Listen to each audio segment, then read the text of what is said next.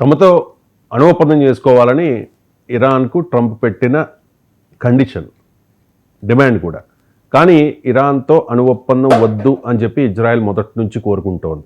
అమెరికాను ఈ యుద్ధంలోకి లాగి ఇజ్రాయెల్ తన లక్ష్యాన్ని సాధించిందా అంటే ఏం చెప్తారు? ఎస్ అండి, ఇక్కడ ఒక పెద్ద విషయం ఏంటంటే ఈ ఇజ్రాయెల్ అనేది దౌత్యపరంగా కూడా చాలా స్ట్రాంగ్గా ఉంటుంది.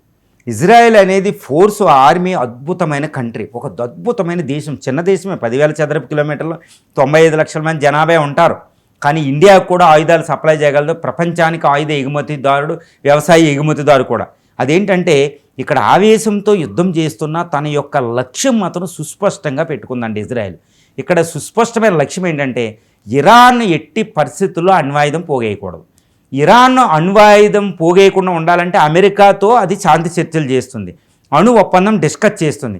అణు ఒప్పందం డిస్కషన్ 5 రౌండ్లు అయిన తర్వాత 6వ రౌండ్ జరగబోయేటప్పుడు ఇంకా అణు ఒప్పందం జరిగిపోద్దా, అమెరికా ఇరాన్ల మధ్య అణు ఒప్పందం మీద సంతకం అయిపోతుంది అన్న క్షణంలో ఇజ్రాయెల్ ఏం చేసింది, అణు రియాక్టర్ల మీద దాడి చేసేసింది.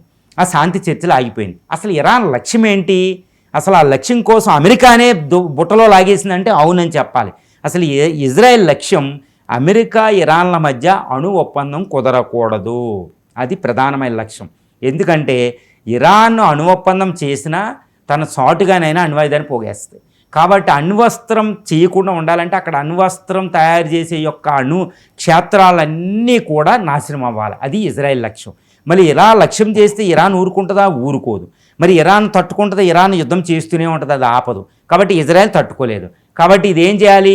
అమెరికా మళ్ళీ అణు ఒప్పందం కుదిర్చేసుకునే అవకాశం ఉంది. ట్రంప్ అణు ఒప్పందం అంటూనే ఉన్నారు. చూడండి, ఇజ్రాయెల్ ఈ జూన్ 13వ తారీఖుని ఇరాన్ మీద అటాక్ చేసినా ఇంకా మళ్ళీ ట్రంప్ ఒకటే పాఠం, శాంతి చర్చలకు రా. ఇరాన్ కూడా ఇజ్రాయెల్ ఆపితే వస్తానంది, కానీ ఇజ్రాయెల్ ఆపలేదు.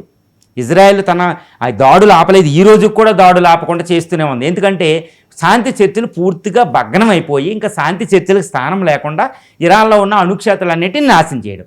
దీనికి ఏం చేసింది?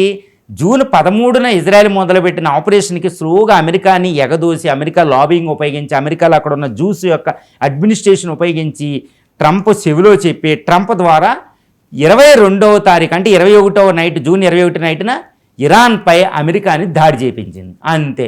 అమెరికా వచ్చి ఇరాన్ మీద దాడి చేసిన తర్వాత ఇంకెప్పుడు కూడా శాంతి ఒప్పందం ముందుకెళ్ళదు, అణు డిస్కషన్ జరగవు, ఇంకెప్పుడు కూడా అణు రియాక్టర్లు ఇంకా అమెరికా కూడా నాశనం చేస్తూ ఉంటుంది.